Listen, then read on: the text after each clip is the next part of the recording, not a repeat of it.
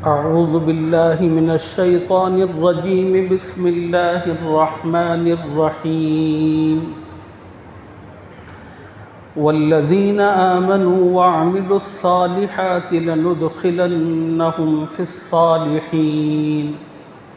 ومن الناس من يقول آمنا بالله فإذا أوذي في الله جعل فتنة الناس كعذاب الله. ولئن جاء نصر من ربك ليقولن إنا كنا معكم أوليس الله بأعلم بما في صدور العالمين. وليعلمن الله الذين آمنوا وليعلمن المنافقين. وقال الذين كفروا للذين آمنوا اتبعوا سبيلنا ولنحمل خطاياكم وما هم بحاملين من خطاياهم من شيء إنهم لكاذبون. وليحملن أثقالهم وأثقالا مع أثقالهم وليسألن يوم القيامة عما كانوا يفترون. صدق اللہ العظیم. گزشتہ سبق میں آپ حضرات کی خدمت میں کلام پاک کی جن آیتوں کا خلاصہ عرض کیا گیا تھا، ان آیتوں میں ہم نے بڑی تفصیل اور وضاحت کے ساتھ آپ حضرات کی خدمت میں یہ بات عرض کی تھی، اولاد کو اپنے ماں باپ کا کہنا کب ماننا چاہیے اور کب نہیں ماننا چاہیے. ابھی میں نے کلام پاک کی جن آیتوں کی تلاوت آپ حضرات کے سامنے کی ہے، اس میں پہلی آیت میں اللہ تعالیٰ ان ایمان والوں کے لیے جو نیک اور اچھے عمل کرتے ہیں، ان کے حق میں ایک اہم ترین درجے کا تذکرہ فرمایا ہے.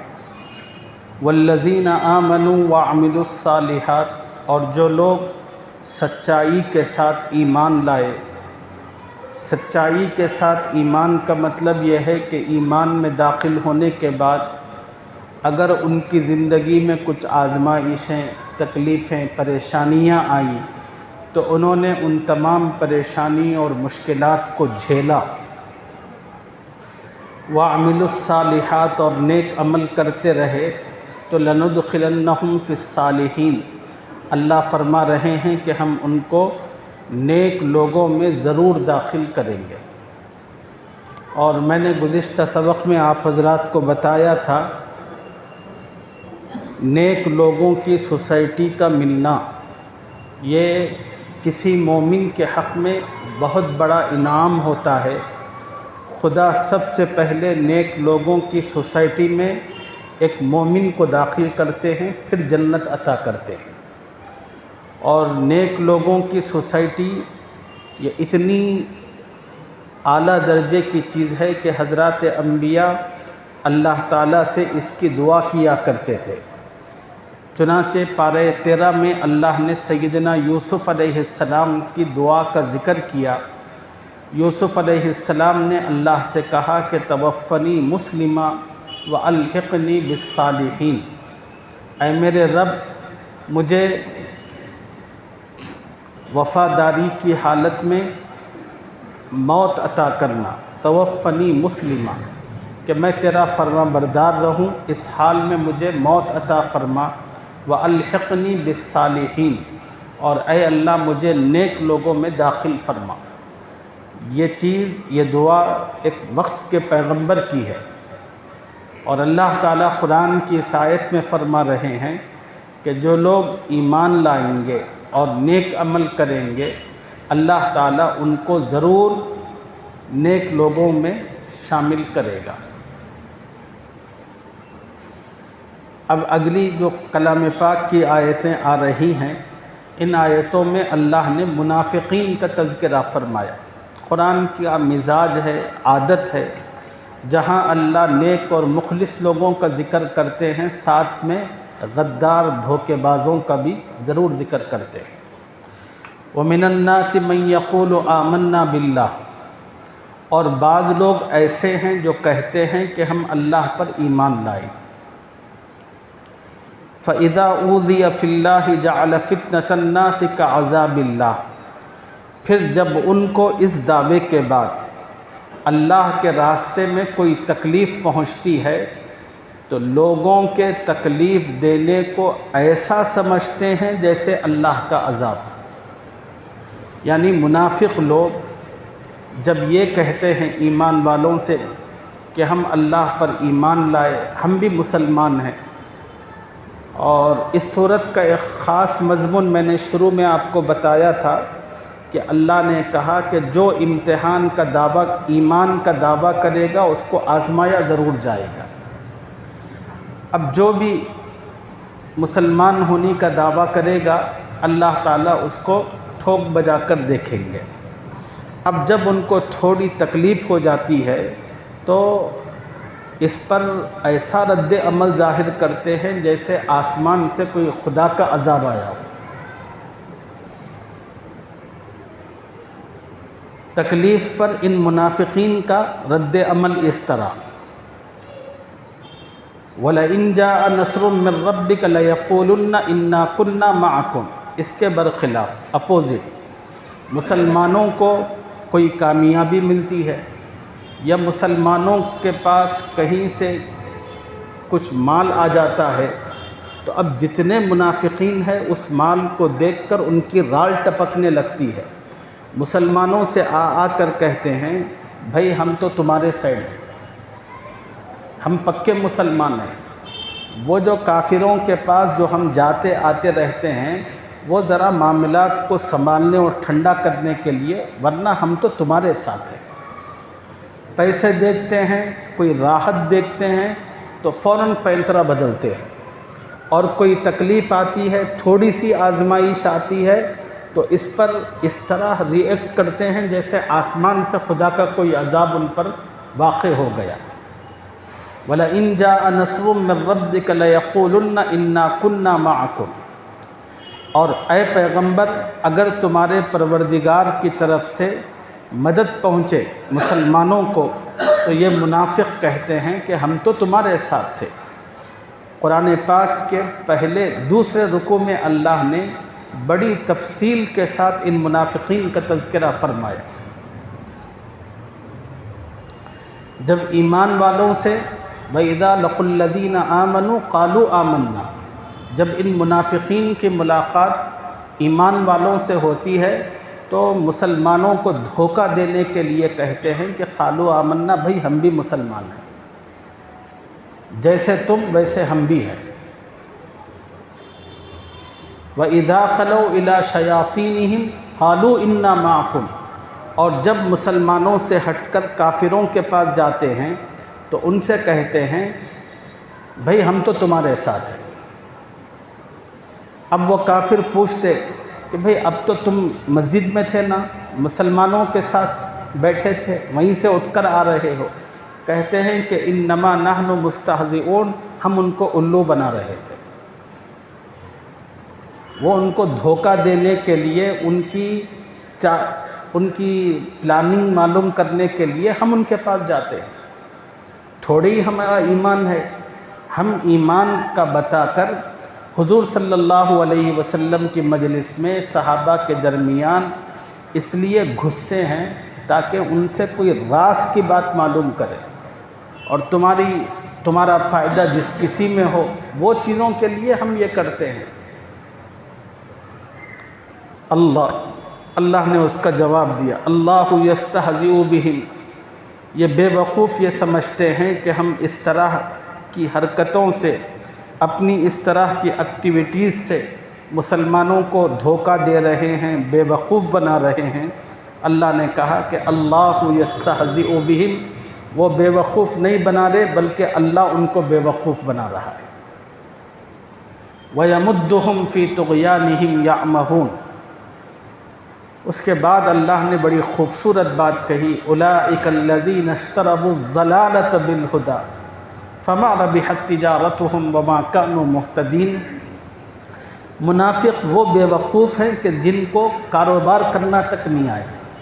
منافق اتنے بڑے بے وقوف ہیں کہ ان کو کاروبار تک کرنا نہیں آیا۔ کوئی بھی آدمی کسی بھی طرح کا کاروبار کرتا ہے تو کاروبار کا مقصد نفع اٹھانا ہوتا ہے۔ کاروبار میں ہوتا یہ ہے کہ بیچنے والا ایک چیز بیچتا ہے سامنے والے کو اور اس سے پرافٹ لیتا ہے، کم چیز دے کر اس کے مقابلے میں زیادہ چیز حاصل کرتا ہے۔ یہ پوری دنیا کا دستور ہے، اور اللہ فرما رہے ہیں یہ وہ بے وقوف ہیں، اتنے ہلکے قسم کے لوگ ہیں کہ خدا نے ان کو قیمتی چیز دولت ایمان کی عطا کی تھی، ان بے وقوفوں نے دولت ایمان دے کر کفر کو واپس لیا۔ لینا تو کیا چاہیے تھا، کفر کو دیکھ کر ایمان کو لیتے، لیکن یہ اتنے بے وقوف ہیں، اتنے بے وقوف ہیں کہ انہوں نے ایمان دے کر کفر لیا۔ اولئک الذین اشتروا الضلالۃ بالہدی فما ربحت تجارتہم وما کانوا مہتدین۔ اسی کو اللہ فرما رہے ہیں، وَلَئِن جَاءَ نَصْرٌ مِّن رَّبِّكَ لَيَقُولُنَّ إِنَّا كُنَّا مَعَكُمْ۔ اور اے پیغمبر، اگر تمہارے پروردگار کی طرف سے مسلمانوں کو کوئی مدد پہنچے تو یہ منافق کہتے ہیں کہ اِنَّا كُنَّا مَعَكُمْ، ہم تو تمہارے ساتھ تھے۔ اب آگے اللہ فرما رہے ہیں، أَوَلَيْسَ اللَّهُ بِأَعْلَمَ بِمَا فِي صُدُورِ الْعَالَمِينَ۔ کیا اللہ اس سے واقف نہیں جو لوگوں کے دلوں میں ہے؟ یقیناً اللہ واقف ہے۔ اللہ تعالیٰ اس طرح کے حالات کیوں کرتے ہیں، اس کی وجہ بیان کی جا رہی ہے۔ وَلَيَعْلَمَنَّ اللَّهُ الَّذِينَ آمَنُوا وَلَيَعْلَمَنَّ الْمُنَافِقِينَ۔ اللہ ان لوگوں کو ضرور معلوم کرے گا جو سچے ایمان والے ہیں، اور ان کو بھی معلوم کرے گا جن میں نفاق بھرا ہوا ہے۔ اب جب تک امتحان نہیں ہوتا سب ملے ہوئے ہوتے، اس میں جھوٹے بھی ہیں، سچے بھی ہیں، منافق بھی ہیں، مخلص بھی ہیں، سب ملے ہوئے ہیں۔ اب اس میں پیور کون ہے، نقلی کون ہے، یہ چیز آزمائش کے وقت ظاہر ہوتی ہے، اور اللہ تعالیٰ کی جانب سے آزمائشیں اسی لیے لائی جاتی ہیں۔ اللہ دنیا کو بتانا چاہتے ہیں کہ تمہاری صفوں میں یہ آدمی پیور مخلص ہے، یہ آدمی دھوکے باز ہے، منافق ہے۔ اب جب تک بی جے پی کی حکومت نہیں تھی اس وقت تک وسیم رضوی پورے ہندوستان کے طول و عرض میں اس قسم کے بے شمار لوگ تھے جو اسلام اور مسلمانوں کا لبادہ اوڑھ کر سب گھسے ملے ہوئے تھے،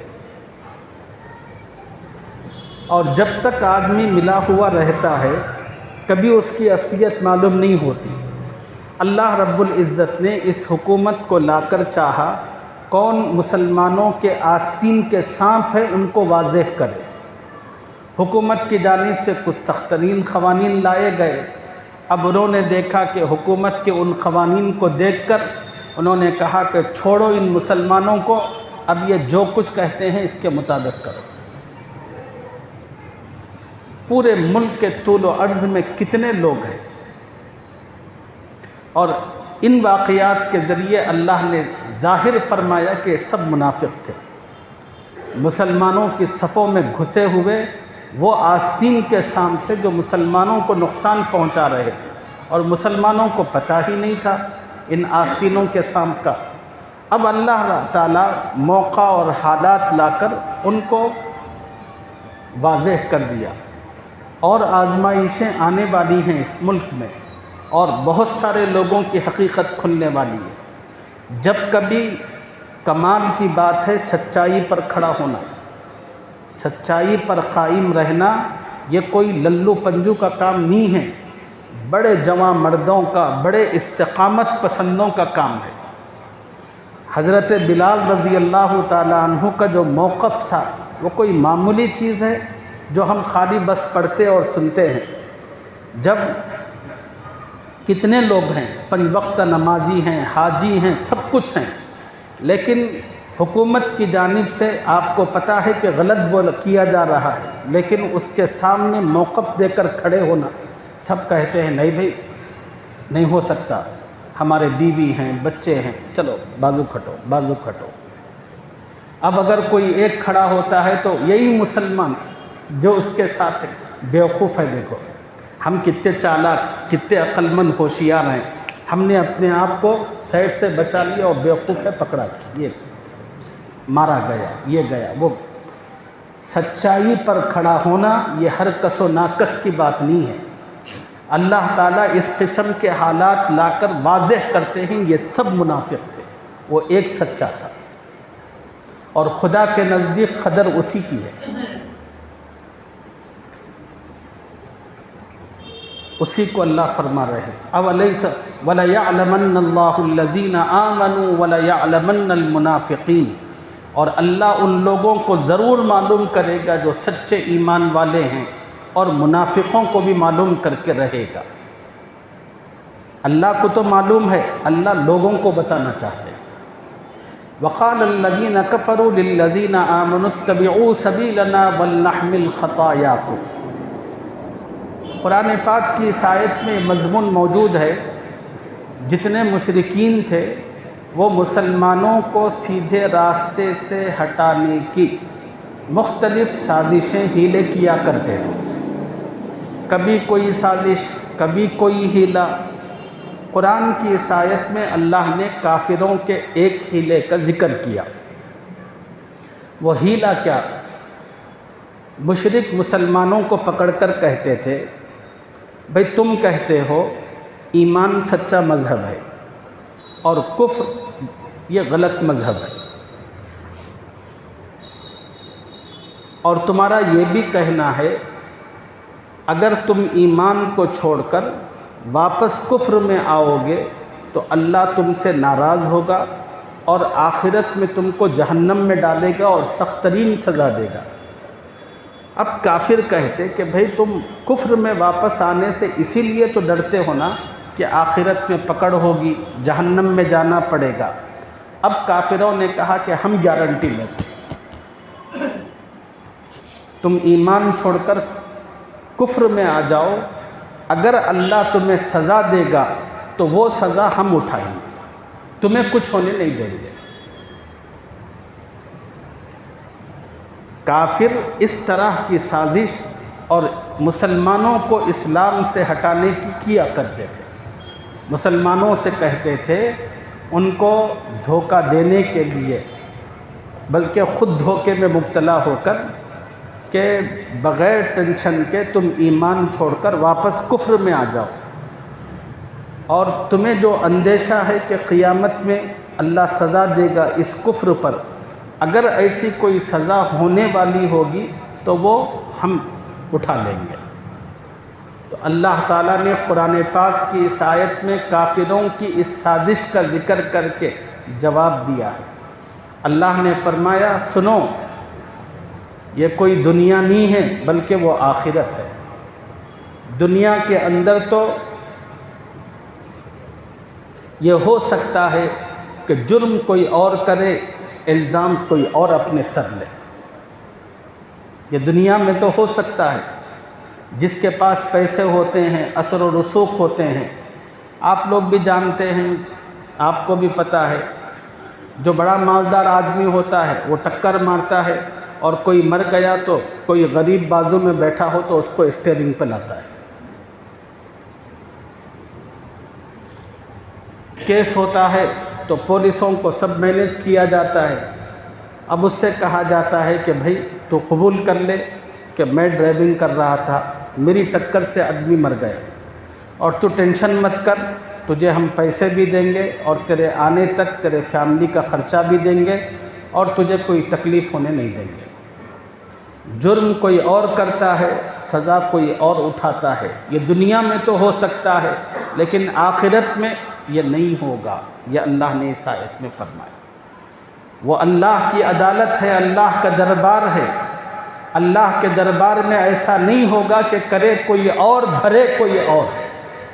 اللہ تعالیٰ کے یہاں جو جرم کرے گا اسی کو پکڑا جائے گا۔ اور پھر دوسری بات اللہ تعالیٰ نے فرمائی وہ یہ ہے، یہ جو کافر ہیں ان کو تو اللہ ڈبل سزا دیں گے۔ ایک تو ان کے کفر کی سزا ہوگی، اور دوسری سزا یہ ہوگی کہ انہوں نے مسلمانوں کو بہکانے کے لیے پلاننگ کی، کوشش کی، اس پر اللہ تعالیٰ ان کافروں کو ڈبل سزا دیں گے۔ اور کوئی ایمان والا ان کے اس بہکاوے میں آ کر کفر کی طرف پلٹے گا تو یاد رکھنا چاہیے کہ ایسا نہیں ہوگا کہ اللہ تجھے چھوڑ دے اس کافر کی ضمانت کی وجہ سے اور اللہ اس کو سزا دے، یہ نہیں ہوگا، بلکہ اس کو ڈبل سزا دیں گے اور تیری سزا تو پکی ہے، اس لیے کہ تو ایمان سے پلٹ کر جو کفر میں داخلہ لیا، اس کی جو سزا ہے وہ تو اللہ پوری کی پوری دے گا۔ اسی بات کو اللہ نے قرآن کی اس آیت میں فرمایا، وقال الذین کفروا، اور جو لوگ کافر ہیں، للذین آمنوا اتبعوا سبیلنا، وہ ایمان والوں سے کہتے ہیں اتبعوا سبیلنا، ہمارے طریقے کی پیروی کرو، ولنحمل خطایاکم، اور ہم تمہارے گناہ اٹھا لیں گے، وما ہم بحاملین من خطایاہم من شیء، حالانکہ وہ ان کے گناہوں کا کچھ بھی بوجھ اٹھانے والے نہیں ہیں، انہم لکاذبون، یہ لوگ جھوٹے ہیں، اللہ فرما رہا ہے ایسا نہیں ہوگا۔ رسول اللہ صلی اللہ علیہ وسلم کی ایک حدیث مبارکہ اس موقع پر یاد رکھی ہے۔ پیارے نبی صلی اللہ علیہ وسلم نے ارشاد فرمایا، دنیا کے اندر جو کوئی مسلمان لوگوں کو ہدایت کی بات بتاتا ہے، لوگوں کو اچھائی کی دعوت دیتا ہے، اور لوگ اس کی دعوت کو قبول کر کے ہدایت کی طرف آتے ہیں، جتنے لوگ اس ہدایت کی طرف آتے ہیں اللہ تعالیٰ ان تمام لوگوں کو ان کے عمل کے مطابق اجر و ثواب دیں گے، لیکن جتنے لوگوں کا جو اجر و ثواب ہوگا اتنا ہی اللہ ہدایت کی طرف بلانے والے کو بھی عطا کرے گا۔ عمل کرنے والوں کے اجر و ثواب میں کسی قسم کی کمی کیے بغیر، اور اسی طرح جو شخص دنیا کے اندر کسی برائی کی دعوت دیتا ہے، گمراہی کی، اور اس کی دعوت پر لوگ گمراہ ہو جاتے ہیں، جتنے لوگ گمراہ ہوں گے ان کو اللہ تعالیٰ اس گمراہی کا جو حصہ ہے وہ ضرور دے گا، بلانے والے کو ان تمام گمراہوں کی گمراہیوں کا حصہ بھی دیا جائے گا۔ یہ اصول اور ضابطہ ہے اللہ کی طرف سے، اس اصول و ضابطے کو ہمیشہ یاد رکھیے۔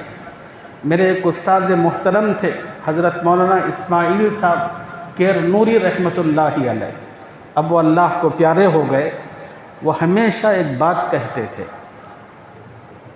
انہوں نے جو بات کہی تھی وہ سمجھنے سے تعلق رکھتی ہے۔ وہ کہتے تھے پہلی بات یہ کہ گناہ مت کرو، وہ پہلے تو یہ کہتے تھے کہ بھئی گناہ مت کرو، پھر سیکنڈ درجے میں یہ بولتے تھے کہ اگر گناہ کرنے کا شوق بہت ہو گیا تو اکیلے کرو۔ پہلے وہ یہ کہتے تھے کہ گناہ مت کرو، پھر کہتے تھے کہ اگر گناہ کرنے کا شوق ہو گیا تو اکیلے کرو، دوسروں کو لے کر مت کرو۔ کیوں؟ اگر اکیلے گناہ کرو گے تو تم نے مزہ اٹھایا تھا، اس کی سزا بھی اللہ تم کو دے گا۔ تم نے گناہ کیا، بس اللہ تم کو سزا دے گا، اس عمل کا ختم۔ اگر تم نے اس گناہ میں دوسروں کو بھی بلا لیا، شامل کر لیا، ان سب کو بھی بھگتنا ہے، ان سب کے برابر پھر تم کو بھگتنا ہے۔ اسی لیے انسان کو کبھی گناہ کا بھاگیہ دار نہیں بننا چاہیے، انسان کو ہمیشہ نیکی کا حصے دار بننا چاہیے۔ گھر کے اندر، گھر کے باہر، بازار میں، ہر جگہ اس اصول و ضابطے کو ذہن میں رکھیے۔ وَلَيَحْمِلُنَّ أَثْقَالَهُمْ وَأَثْقَالًا مَعَ أَثْقَالِهِمْ، اور یہ کافر اپنے گناہوں کا بوجھ بھی اٹھائیں گے اور اپنے بوجھوں کے ساتھ اور لوگوں کے بوجھ بھی اٹھائیں گے۔ وَلَيُسْأَلُنَّ يَوْمَ الْقِيَامَةِ عَمَّا كَانُوا يَفْتَرُونَ، اور جو بہتان یہ باندھتے رہے ان کی قیامت کے روز ان سے ضرور پرسش ہوگی، اللہ تعالیٰ آگ کے ڈنڈے برساتے ہوئے پوچھیں گے اب بتاؤ جو تم ان لوگوں سے کہتے تھے کہ اگر تم لوگ کفر میں واپس پلٹ آؤ تو ہم تمہارا گناہ بھی خود اٹھائیں گے، بتاؤ یہ بات تم نے کیسے کہی تھی ان سے، یہ اللہ پوچھیں گے۔ اب جو اگلی آیت ہے یہاں سے حضرت نوح علیہ السلام کا تذکرہ ہے، انشاءاللہ اس تذکرے کو اگلے سبق میں آپ حضرات کی خدمت میں عرض کریں گے۔ اللہ مجھے اور آپ کو کلام پاک کا صحیح فہم اپنے کرم سے نصیب فرمائے، اور قرآن سے ملنے والی نصیحت اور ہدایت سے اللہ تعالی ہمیں مالا مال ہونے کی توفیق عطا فرمائے۔ سبحان اللہ و بحمدہ، سبحانک اللہم و بحمدک، ونشہد ان لا الہ